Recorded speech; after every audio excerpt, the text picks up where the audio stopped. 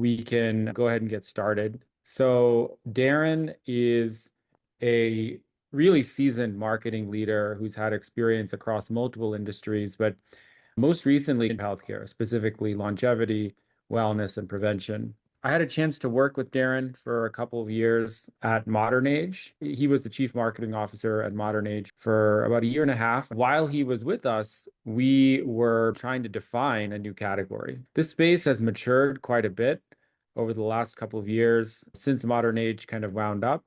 Back when we were doing work, things were different, and we faced some challenges that I'm sure still apply now. It is interesting to see how the space has evolved since then. I'm looking forward to my conversation with Darren. We're going to talk a lot about kind of where the space has been, where it is now, Darren's thoughts, his experience with all of this. It should be a good conversation. Darren, please feel free to add more to the bio I just shared. Hopefully, I did a good enough job. Maybe to kick things off after you've shared any additional information, tell us a little bit more about what you're working on right now and maybe what are you most excited about as it relates to health and the future of health? Yeah, it's great to be here. I've got an extensive global marketing commercial background around the world. I've had boots on the ground all across North America, but also in Europe, Middle East and Africa, Asia, and a bit in Latin America. I've worked for some very big brands like P&G, L'Oreal. I ran Europe for Apple. And then last 8 years or so, I've been building companies from very early stage onward, mostly in health. So hence where Anant and I had crossed over. I've done everything from telemedicine to women's health tech, women's health, male fertility, women's fertility, etc., as well as getting into longevity, which was the last area that I hadn't touched yet. And I was super fascinated by that. So that's a bit about me. What I'm doing right now is working with a variety of health and wellness brands. I do consulting mostly with CEOs and chief marketing officers about how to scale their usually direct to consumer businesses, but how they go beyond that as well. Thank you so much for coming to speak with us, Darren. You've had quite a journey through all of this. I think maybe to start, I kind of want to rewind back to 2023 when we were trying to build the Modern Age brand. And I kind of want to reflect on, what were some of the challenges we faced communicating about longevity. A lot of the people who are listening now are building businesses in longevity, either clinics or sometimes other businesses. What were some of the challenges that we faced back then? And based on your work now, what challenges have continued or what new challenges exist? It's a great question. I think some of the challenges we faced then, I think it's getting better now, but certainly the reality is still that reactive medicine is the primary medicine channel for most people. If you're at a dinner party and somebody says they need to see a doctor because they don't feel well, it's usually what they're talking about. You don't always get people saying, I need to proactively manage my health. Now, of course, that's evolving, with wearables, certainly Ring, Aura and all of that. People are starting to think about that. But when I joined Modern Age, it was certainly, other than some of the systemic things we were dealing with, which was more what is it we're actually trying to offer patients? When I came on board, we were offering a variety of services, but hadn't yet offered the core proposition of our aging wellness assessment, a 360-degree scan of the body. Then you'd have a meeting with a doctor, and we could provide treatment pathways. We didn't have that when I joined. So we were talking as if we had that. Once we actually presented the audience with what we were trying to do, it became a lot easier.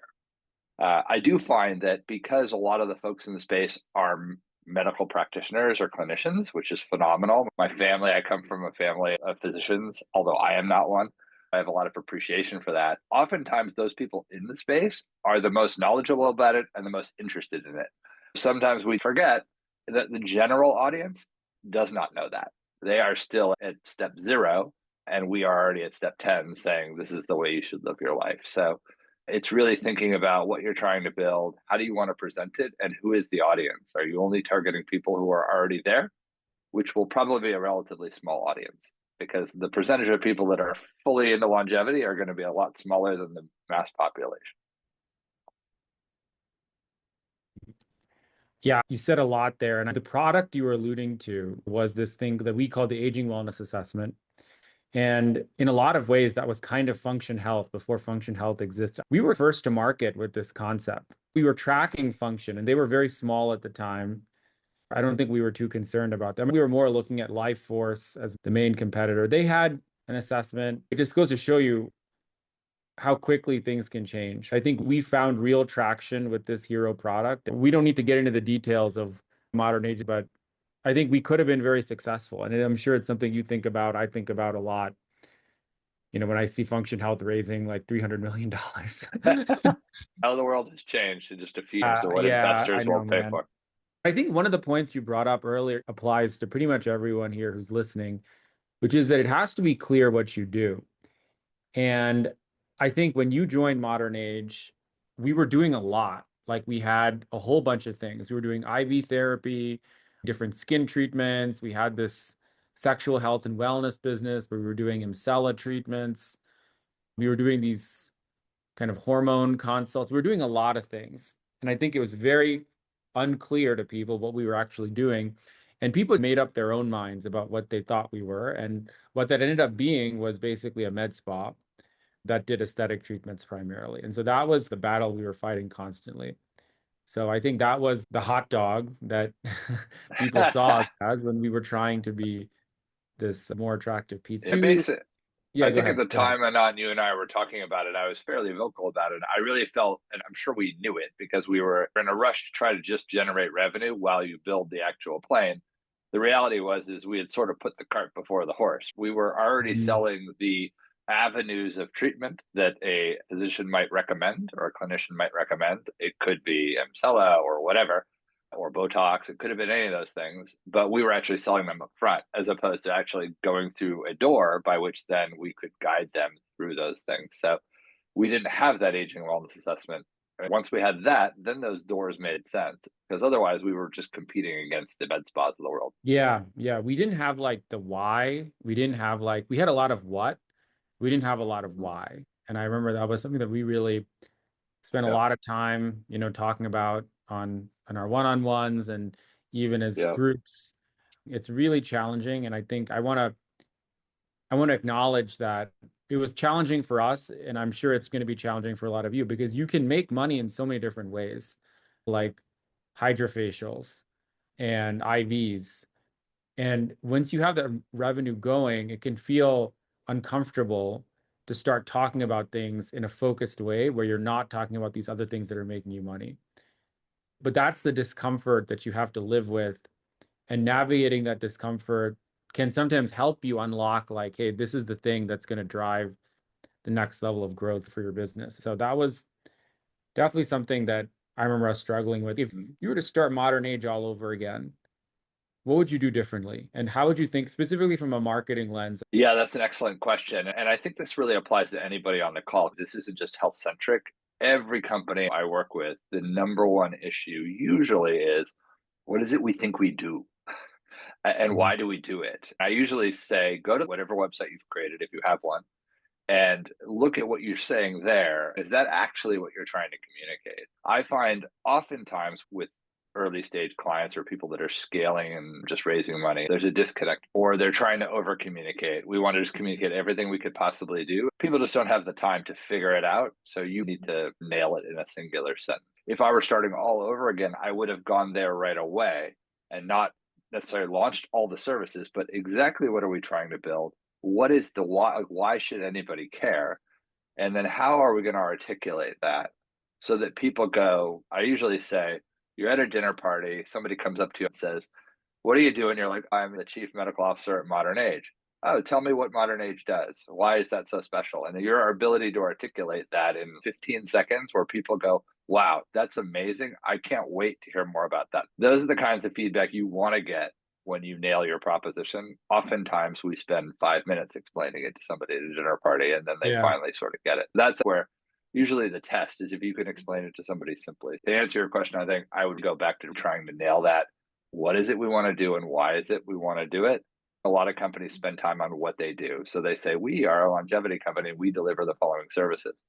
And then people are like, well, why should I care about that? I was looking at a company launching things about inflammation. And I said to them, why should I care about inflammation? It's great that you're doing all that, but why do I care? And then they're like, oh, well, for this reason and this reason. I'm like, if you actually told me that, I'd be really interested in it. But I'm not a medical practitioner. I don't understand what inflammation is and why I should care. So that's really into the weeds of things. I think trying to simplify it for people so they can instantly get in it. Sometimes it's using some aspect of your product offering that is very easy for them to get into. Like we used an aging wellness assessment. We said, if you do this, we can give you an opening to multiple different issues because we knew most people had three different specialty issues. They wanted to get rid of brain fog. They wanted to have less fatigue. They wanted to maybe have better sex, whatever it was. There were usually at least three things they wanted to do. And that just wasn't possible to solve out there. So if we could articulate that you could go to one person, do all these things, and talk to somebody for an hour, and they could explain to you what you need to do to solve these things, that just doesn't exist. That is the magical moment by which when people clock that, they go, wow, thank God modern age exists because nobody gives me that. I think we were starting to land that plane, but there was so many other challenges that we had to face, right? Like around just Yeah. trying to drive revenue, which we were trying to do because we were in the midst of a fundraise. It was just a very challenging situation. In any case, I appreciate the shared reflection on the past. Let's now fast forward to the present, where you're working with clients around the industry in health and wellness. What do you think are some of the biggest, and I know you kind of touched on some of the challenges that they face today, right? And some of them are the same ones that we faced, right? Like articulating what you do, the why, that clear, succinct story. What are some other challenges that maybe have emerged that are new that might relate to some of the other things that are going on? Maybe increasingly competitive market, AI, anything like that? Yeah. Those are really great topics. The reality is that a lot of times founders, people starting companies will, depending on how well they're versed in marketing, I always say try to use AI, spend a little bit of time getting some first knowledge of what marketing is all about, because I find most of the time the initial marketing movement that happens is in what they call performance marketing, right? So Google and maybe Meta or using some sort of tools like that, those are great, but those actually aren't, they drive the brand to a degree, but that's just your paid engine. Most founders I talk to are so reliant on their paid engines.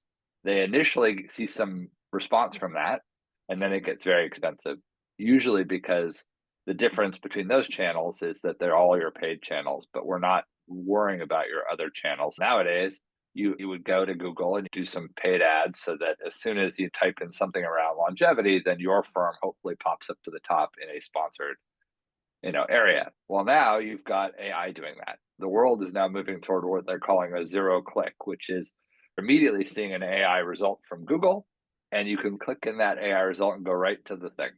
Or they don't click at all and they just go right to it by typing it in. So they actually never see anything below that you've just paid for. I always say if you're building a business now, the one thing I would think about is what can AI do to accelerate my business? I think AI just on its own is great, but it needs some guidance. And also think about what it's going to take to start getting into the AI search results. That is the latest iteration of what they call search engine optimization. It used to be one tactic, and now it's opening it up to how do I show up in the search result of the AI engine? These marketing optimization tactics continue to evolve, and I think AI is really accelerating all of that. A lot of the people who are listening are starting local based clinics serving their community, maybe their region. It's a little bit of a different game, but there's also some commonalities with what we do at venture backed companies. What advice would you have? What are the top three things that anyone starting a concierge longevity clinic, wellness clinic locally should think about doing to really drive their marketing efforts to the next level? Yeah, great question. I think first of all, I spend some time really trying to understand who your client is. Sit back and say, who is it we're trying to serve, and how can you describe them as clearly as possible? That will really help in any kind of marketing efforts, whether you do them or bring somebody on board to help you get the word out about your clinic, whether it's a local one in a city or in a region. You do want to be clear who you're going after because there will be techniques you could use where you can specifically target those folks. So the better you know who those are, I think that's super helpful. Secondly, I always say hire a talent. If I appreciate that costs can be constrained when you're launching a new business, but try to hire the best possible people you can in the given areas.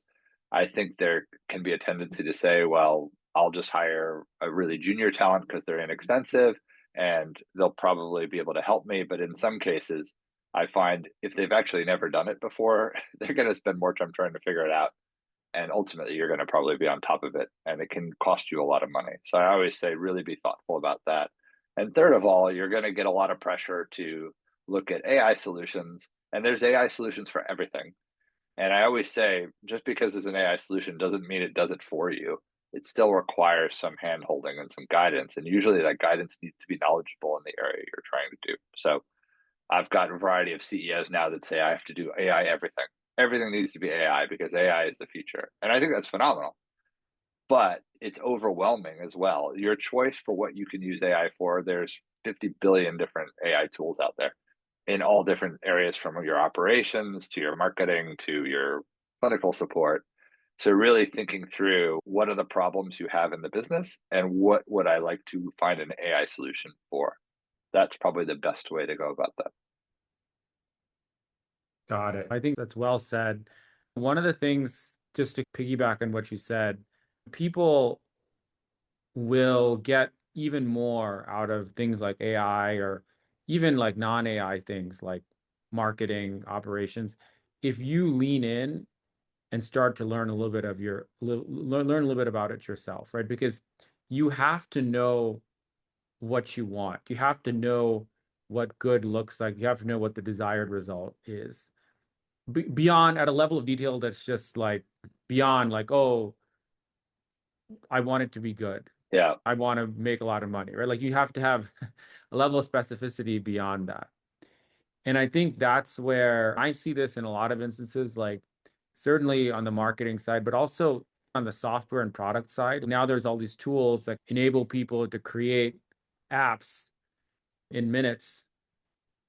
I think it's great in a lot of ways, but I also see this real proliferation of extremely bad software that doesn't deliver any value. And actually, I think there's a little bit of a downside, right? Because the barrier to create something is so low, people aren't being as thoughtful and they just start creating something. And that actually, I don't think is always good, right? I actually think that having a little bit of friction to starting is actually a good thing because it forces you to think.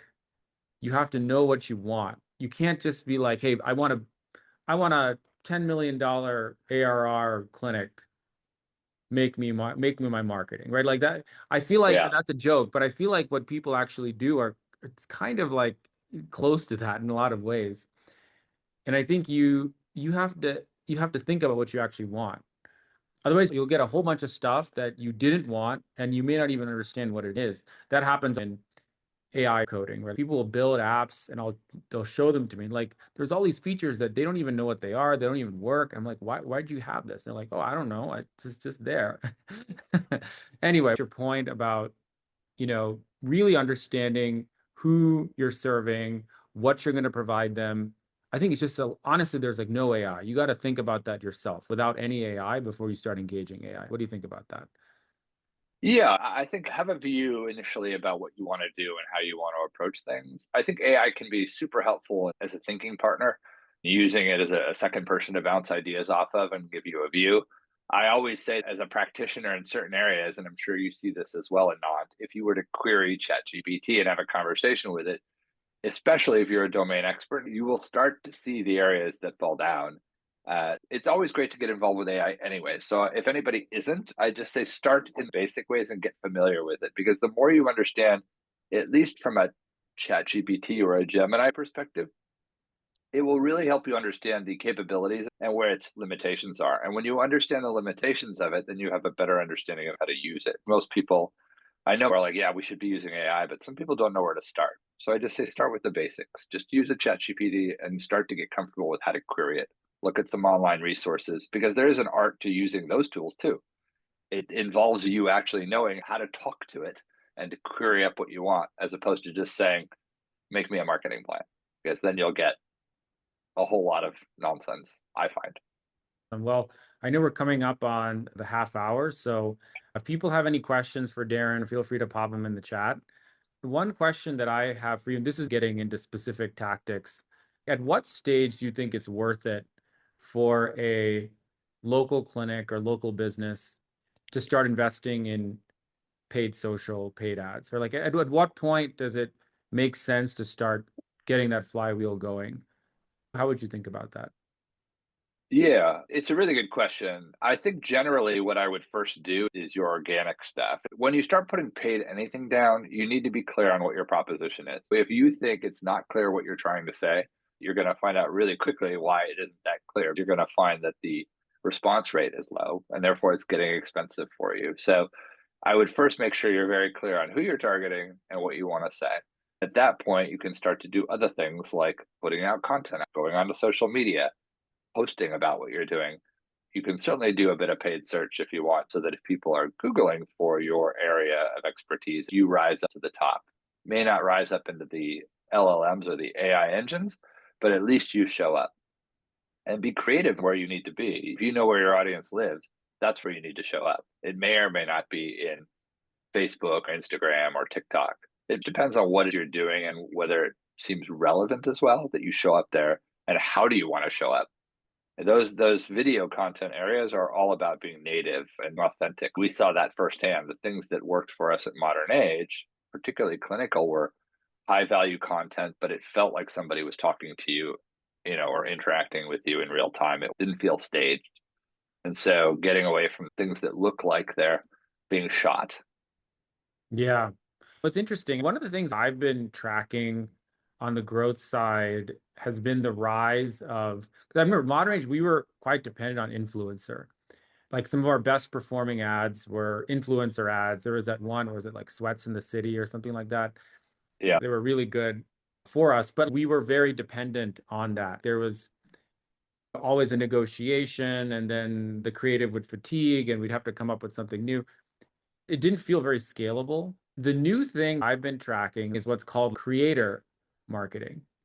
Instead of working with influencers who have like, 50, 100, 300 plus K followers, you just work with people who post in a niche. Doesn't even matter on some level how many followers you have. And what you do is you engage lots of these people. And you do that all at once, and you can do it way more cheaply. You engage like 30 of these people for the cost of one influencer. You basically bet that one or two of those creators are going to hit. They're going to make something that goes viral, and it goes on this power law distribution of growth. I think with how the systems are now prioritizing content, where everything is now this For You page based stuff, and it's all algorithmic, it's not really based on followers, it's just what's going to make you get engaged at any moment in time. A lot of people are finding some success with this. I'm curious, is that something you're tracking? And have you seen anyone do well with that in health and wellness? And if so, is any example you can give? Yeah. I find with content generally, there is an art to creating content or user generated content that feels like an authentic piece of content. There's an art to doing that. Oftentimes we talk about that as influencers. Now, influencers had an audience, but they tended to be good at creating content. They had a big audience because they were good at it. They were good at creating things that would engage their audience for whatever. So if you're on social media, there's probably folks you're following, and the reason why you follow them is either the content they have is interesting, but the way they do it is engaging. And so there's a real talent to that. So whether you call them influencers or creators, at the end of the day, what you want are people that can create content that just engage you. It's not so critical that they have a large following. It's about getting the right content and pushing that out there. So now we're seeing the rise of creators versus influencers. We're also seeing the rise of AI engines that are creating content with AI in a similar fashion. The reason why some of that isn't scalable is you're dealing with humans and paying humans, and they have fees. And now with AI, it's getting so good that you can create content where the person talking to the audience is actually not real. And it's getting harder to decipher that they're not real because it is that good. So I'm testing out right now with a variety of companies that area. And that's got some tensions to it with the creative community because there's talent and people like to get paid, and the rise of AI might be disrupting that. But I've seen people be able to provide content for $100 a pop. It used to cost us $5,000 to do that. To Yeah. create a piece of content that looks amazing for $100, The challenge we had is that the cost of failure is high. If we produce a piece of content with an influencer and we got to pay $7,000 for that, we have no idea if it's going to work or not. If it doesn't, it just cost us 7 grand. If it does, maybe we make 500 grand. We don't know. If you can bring that cost down significantly, the risk of failure is a lot less. You can afford to put out at $100 a pop. I can put out 50 creatives, and all I need is one of those to hit to make it work, and I'd spend 5,000. So the cost of doing it is coming down significantly. If it works, it's a huge win. Yeah, I mean, you went where I was going to go, which I think can be our last concluding point, which is AI generated content. And it seems like you're experimenting with it right now with some clients, at least on the software side, like health and general SaaS. I've seen and heard about AI generated avatars doing amazing. So I think this can work. I don't know about more general health and wellness businesses or clinics. Do you know about any more mainstream kind of health and wellness businesses that are using AI avatars and getting great results at this time, or is it still kind of early days? I think it's early days. I mean, I guess depends on how you want to look at it. If it were to come to light that they're not a real person, they might flag that as inauthentic, right? So you've got somebody who clearly doesn't exist talking about something that clearly isn't happening. That is the tension, right? If you're in a healthcare field, what is the risk to you if that pops up? Would anybody know? Probably not. If somebody were to know, that would be something you would then have to deal with, which is, yeah, we're using AI. So it really depends. If that creator is saying, this is the best clinic I've ever been to, you could catch yourself in a bit of hot water. So there's a bit of inauthenticity in it. So it depends on whether you have a clinic or you have supplements. So I think there's a fine line with doing that, especially depending on what they're saying. I Could think get like, caught out with it at some point.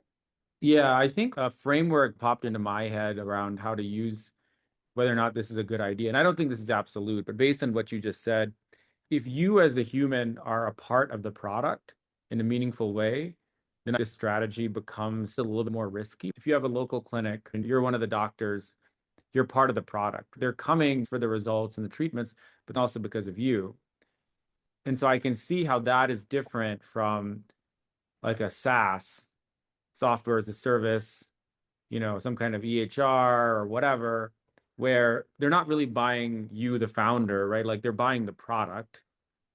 And so does it matter that they have some hey Jen avatar talking to you? Probably not, right? Like the avatar just serves as a way to get attention, right? The avatars will kind of tickle your lizard brain and make you stop scrolling and pay attention. Yeah. And that's the purpose it serves. They're educating you about this product. So I think that might be a framework, but I do think the world is changing when it comes to this. We will soon get to a point where you really can't tell the difference between AI and non-AI. And then once we get to that point, which I honestly don't think is too far away, I just generated an onboarding video for the Next Generation Medicine mentorship. It is AI generated. It's like 98% there. There's something about the way my mouth moves that like you can kind of, but for example, like when it's kind of like compressed into a small bubble, like when I'm doing a screen share, you can't tell.